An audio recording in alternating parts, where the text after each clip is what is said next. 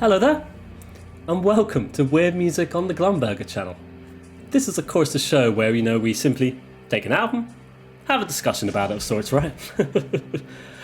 So in today's episode, we're returning to the sort of ambient doom metal genre, or whatever else you'd call that, right? With a look at one of the most prolific bands within that very genre, I feel. And to be fair, we have mentioned them a couple of times throughout this show, but it's today we're finally going to talk about one of their albums. I'm very excited to talk about this one because this is one of my favourite albums by this band, as well as just the projects and this album and stuff just being this overwhelming wall of noise, essentially. That's perfect for fans of the likes of Earth and Sun, right? And so it is today I present Nadja with a look at their 2005 record, Truth Becomes Death.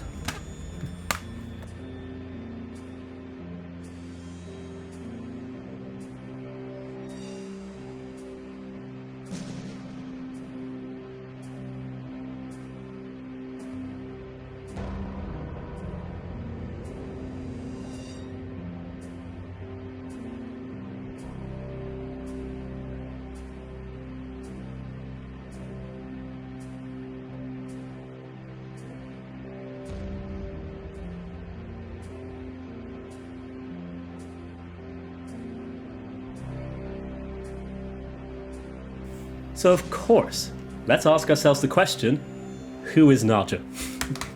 Well, Nadja is an ambient drone metal project consisting of members Aidan Baker on guitars, vocals, drum programming, and a couple of other bits here and there, and Leah Buckareff on bass and vocals.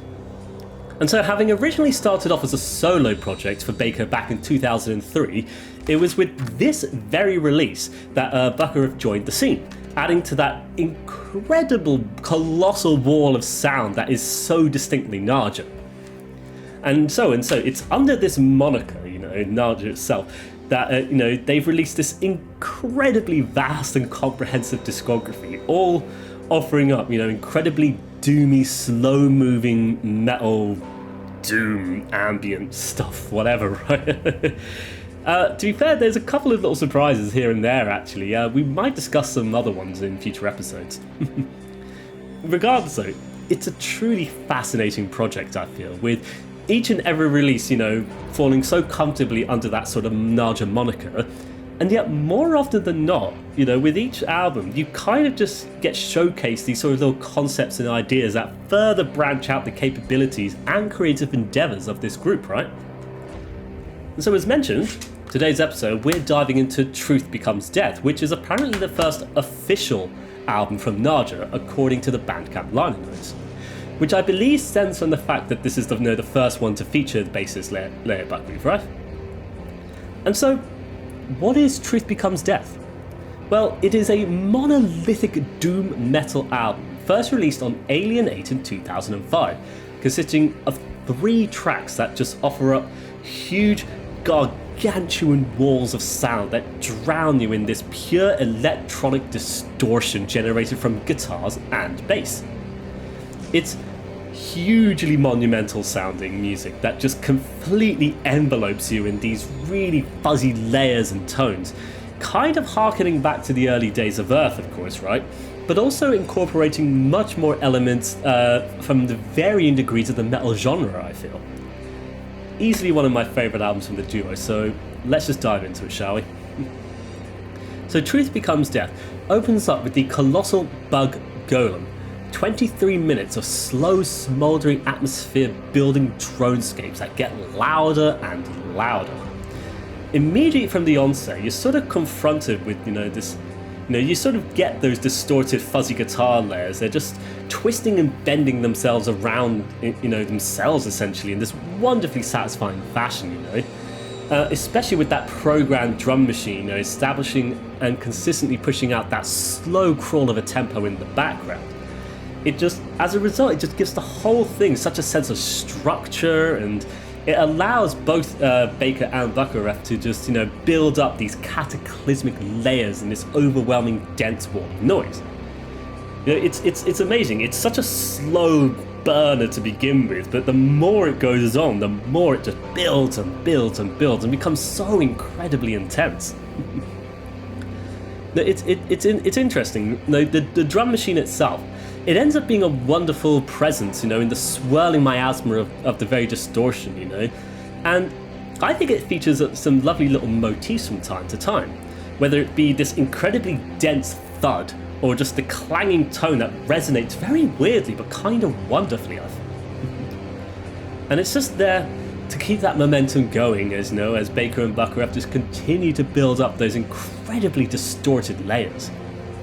And I find it so satisfying to listen to be fair. It's as though the very earth itself is just being unearthed, like we're hearing a time lapse of the very earth itself, just growing and growing, sprouting forth from the cracks in the ground as creatures emerge from the very dirt itself.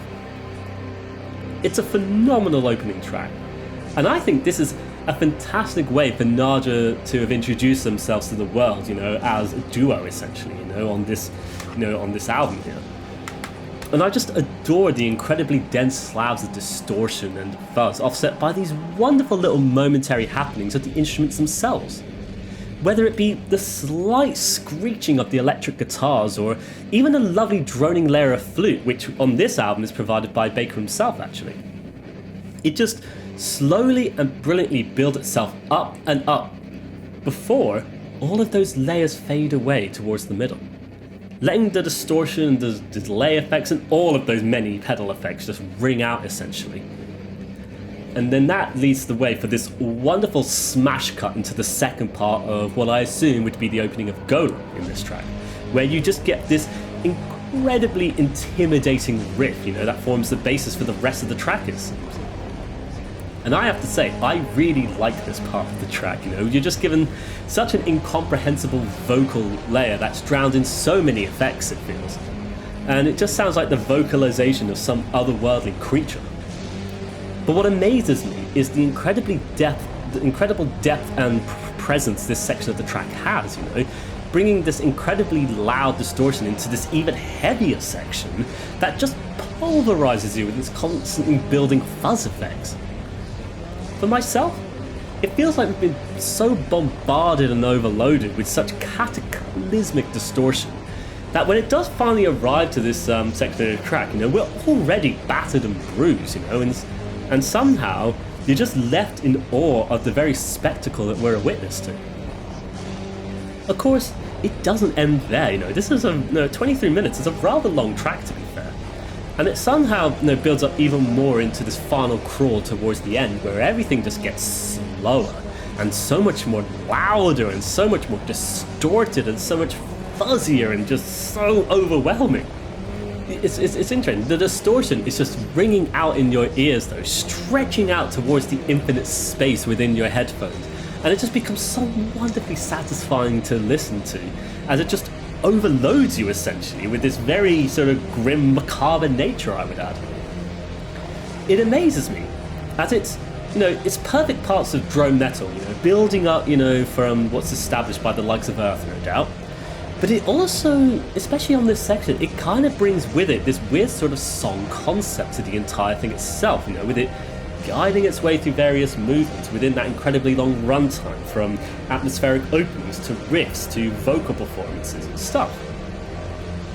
And I love as well how this one ends, to be fair, with all that distortion fading away, leaving just enough space for these indiscernible vocals from what I would assume is actually both Baker and Buckareff at this point, to just slowly intertwine in amongst each other in this very spectral way, drawing the whole composition to a close and leaving us listeners in this, state of stunned awe. What an incredible way to open up this album. It truly fascinates me every single time I hear it. Final point before we move on though. So in that kind of true black metal style, there's a lovely assortment of lyrics embedded deep within the recesses of these distortive metal musings being offered by Nadja here. Now, I'll say here, I say, black metal style, as perhaps my only real understanding of this kind of vocal style is where you have indiscernible vocals that in some ways acts more like an additional instrumental layer, if that makes sense. I understand that from you know, my understanding of the black metal genre, it doesn't mean I don't like for example, when it comes to Nadja, it's not really black metal, right? But I imagine, to be fair though, that the genre has had some level of influence on the band, as do so many other facets of the metal genre in all of the many ways it's branched off in so many different forms, I would say. So, of course, like when I say black metal, I don't mean literal black metal, if that makes sense, but whatever, I'm getting ahead of myself now. The point I'm eventually getting to, though, is that each of these songs, you know, express interesting concepts and ideas when it comes to the lyrics themselves, which luckily for us is present in the CD booklet here. And so when it comes to Bug Golem, we have this very interesting little story that, you know, without context, I interpret to be this kind of existential experience of gazing deep into the eyes of this rather unholy abomination that has been created by their very hands, it seems.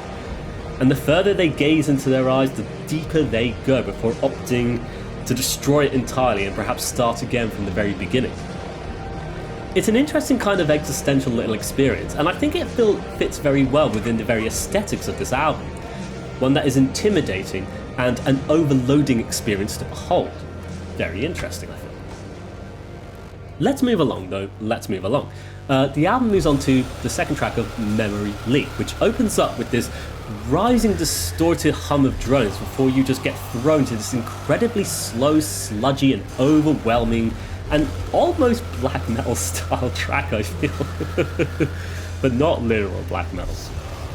It's the vocal performance of what I assume is Baker here is one that just growls and howls in this really low register, which is perhaps why it reminds me of the genre so much. Mixing in with it this incredibly loud, overwhelming distortion from both the guitars and the bass. And after that wonderful opening of Bug and Golem, moving into another loud, cataclysmic track just further pushes the wonderful, overwhelming nature of the album itself. And I personally love the slow tempo on this one. It kind of reminds me of that funeral doom you'd hear from the likes of Bellwitch or even Hellish Form, who we've mentioned on the channel before, where, you know, the drums create this, you know, very loud but slow tempo that creates just enough space for the constantly building layers of distortion. And it's that fuzz and that distortion that just rings out so brilliantly in your ears as, you know, the whole track progresses. And all the while, Baker just continuing this vocal performance that's so indiscernible in the mix, you know, sounding, as mentioned, just like another instrumental layer essentially. But I love the presence that his voice has on this particular track though. It's difficult to work out what exactly is being said, as mentioned, but regardless, it creates this another additional layer within the huge crushing instrumentals that further pushes the entire experience to this overloading point that threatens to break you apart. What I find interesting is, you know, within the mix, you also get these kind of hushed whispering vocals that are kind of flicking around the channel, you know, when you're hearing, sounding like these very spectral beings that are witness to the very experience happening before us all, essentially. Yeah, I like how unrelenting this particular track is. At 16 minutes, no, not the longest one we've got, it's the second longest one we've got. But from the immediate onset, this one just pulverizes you with this overwhelming miasma of pure loud distortion, and it just never lets go for, you know, the vast majority of this track, you know. A little bit towards the end, but we'll get to that in a bit. It just pushes and pushes with these incredibly loud riffs, sounding so heavy and so despairing almost, as though the entire world is just being destroyed before our eyes, you know, our minds itself just cracking under the very pressure of it all, you know, leaving behind just a pure wake of destruction, right? But I like how, following on from this, the track starts to slow down, especially when it gets towards the end. And, you know, it draws the entire composition to this incredibly cathartic ending where everything just rings out in this amazingly distorted, droning feedback before fading away into the final minutes of the track.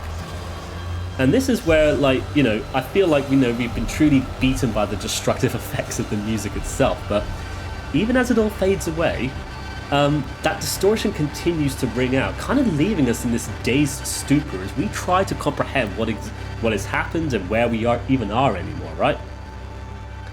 And I have to say as well, the final few minutes of this track are actually kind of lovely in their own weird way. Even with that distortion continuing to ring out consistently, you also get introduced to these lovely ambient layers that slowly build up from the back, and just bring itself forth essentially. Kind of as though, following on from the wake of destruction, it's an attempt to rebuild everything from the ashes. And that in spite of everything we've witnessed and experienced, we can actually start again and, bring it all back to where it needs to be, if that makes sense. It's at least what comes to mind when hearing this particular part of the short ending, I would say. But I have to say, I think it's a lovely display of some of the other talents the duo possesses in terms of their instrumental palette, showcasing that they can offer these incredible walls of intimidating noise, as well as beautiful moments of calm ambience.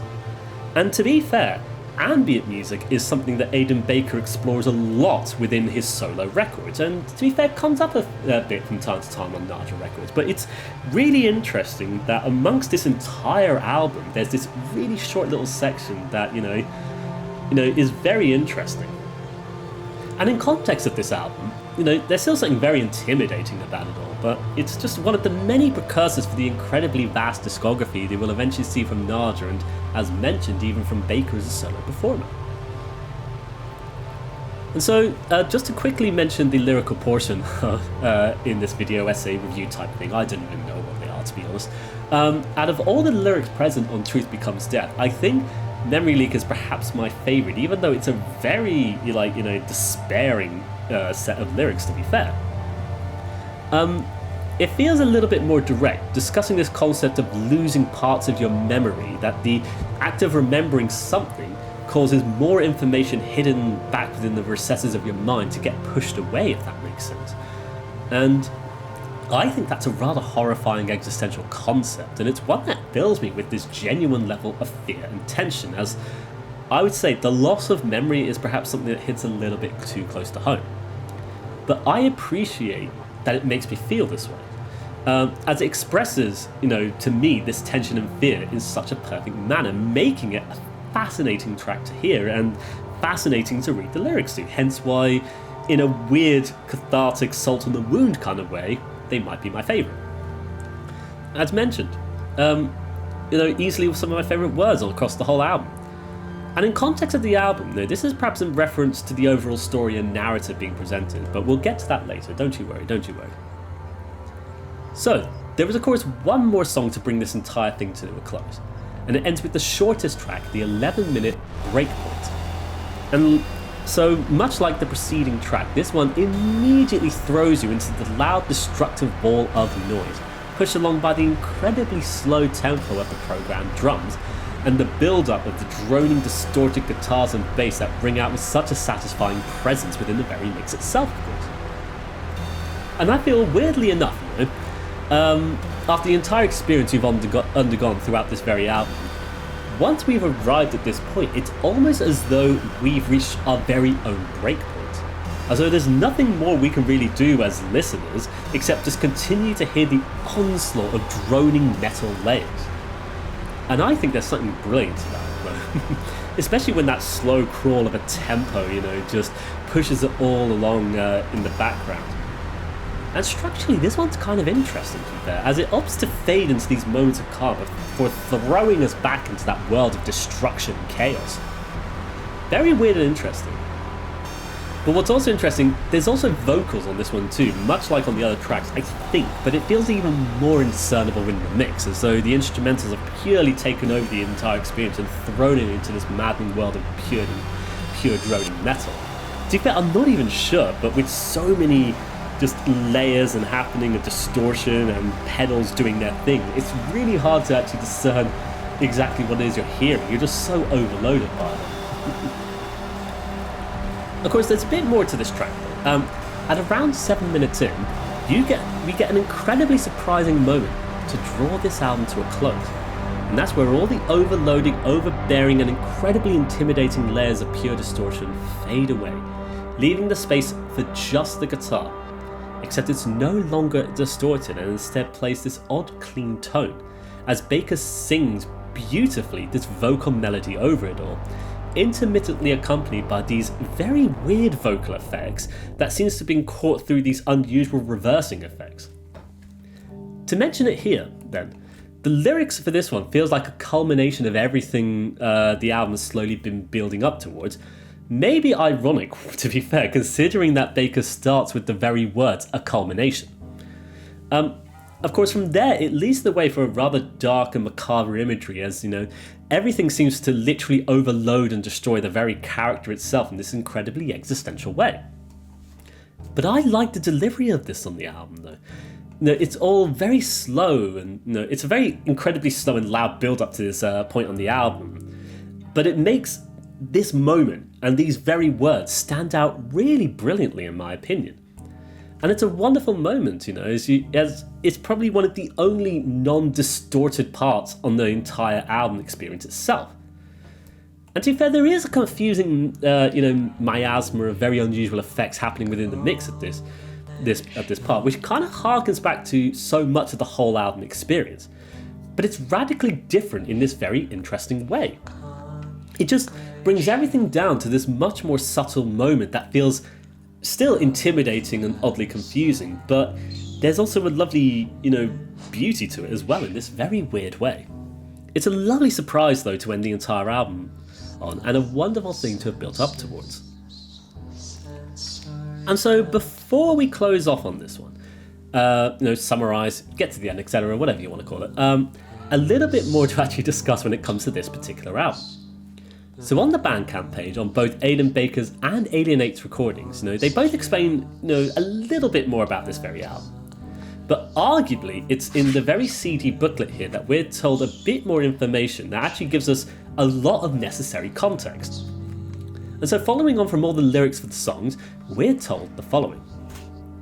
Title and lyrical conceits based on inspired by Harry Mullis' The Procedure, Ellen Ullman's The Bug, and the story of Rabbi Ben Loeb and the Golem of Prague.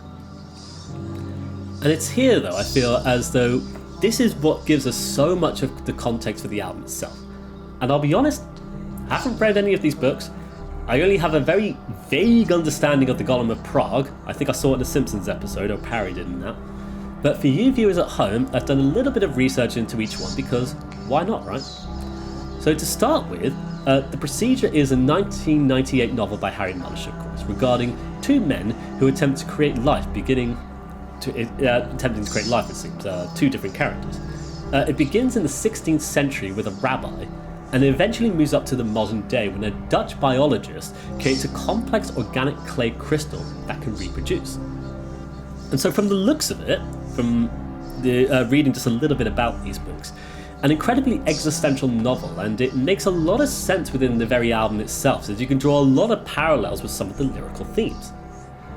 To briefly go into The Bug, which seems to be directly referenced in the very first track, of course, this novel seems to regard a demonic, elusive computer bug as it causes havoc. And the novel seems to delve into this sort of space between humans and computers, and thus is another existential experience, blurring the line between these varying states of existence. Maybe. And then finally, the final literary reference, of course, the Golem of Prague, which, from my rudimentary understanding, is Jewish folklore. And it essentially regards this being created from inanimate matter, usually referenced as being clay or mud. And the story works apparently as a metaphor that can symbolize a great range of many things, with the story being used to represent at various times throughout history war, community, isolation, hope, and even despair. And the Golem of Prague, though, is a specific version of this story, though, and perhaps one of the most famous examples of the Golem narrative, with it concerning a 16th century rabbi who created the golem out of clay from the very banks of the Vltava River and brought it to life to defend the Prague ghetto from anti-Semitic attacks. And so I think with this, we have a lot of context for much of what this album is presenting to us, which I think is this kind of existential experience of being these non-human beings, grasping with their own understanding of their very existence, crumbling and breaking under the weight of their own being, essentially, It perhaps sort of combines it all these sort of literary references together as well, like bug slash golem. You know, perhaps it's all one thing, you know. And especially when you look at the album art as well, you know, you got all the ones and zeros and this sort of face figure here as well.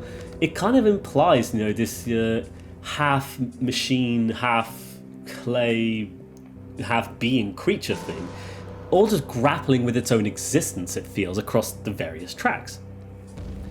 I find it fascinating personally, especially with it being represented as not only through these words, but also through the music itself, which becomes this cataclysmic overload of electric distortion, as though our being witness to these very things is resulting in this existential experience in of itself. And I'll be honest, I don't know if I understand it as well as I could do or should do, especially from having not read these novels, right? But there's only so much I can get out of it as a result. But to be fair, even having a little vague understanding helps add additional context to this album that I wouldn't have had before, hence why I just wanted to mention it briefly for all of you at home. And so yeah, I think with that we're going to come to the end of our episode of Weird Music then. I'm really glad to have finally talked about Nadja on the channel. You know, the prolific output of Aidan Baker is just truly astounding, you know, with Nadja being such a wonderful exploration into ambient doom music. And I have to say as well, there's so many Nadja albums I truly adore, but Truth Becomes Death was one of the first ones I ever came across when I first started diving into Alien 8 Records. Probably well over a decade ago, I think it is now. Goodness me. But what I love is that, you know, those who enjoy the incredibly dense, crunchy style of ambient doom from the likes of the early days of Earth, you know, will probably find so much to enjoy from the output of Nadja, as it just seems to lean so much more heavily on the metal side of things, while still incorporating so many little ideas here and there across the plethora of releases. It's an incredibly long discography, don't get me wrong, and even bigger when you incorporate, you know, the entire, you know, works of Aidan Baker himself. You know, it's just a very overwhelming discography, but a truly fascinating one. Trust me on that. And so yeah, with that I would like to thank you for watching today's episode of Weird Music. If you are all familiar with Nadja, then by all means let me know in the comments what your favourite release by Nadja is. And so with that, I wish you all the best. Take care and bye bye for now. Bye bye.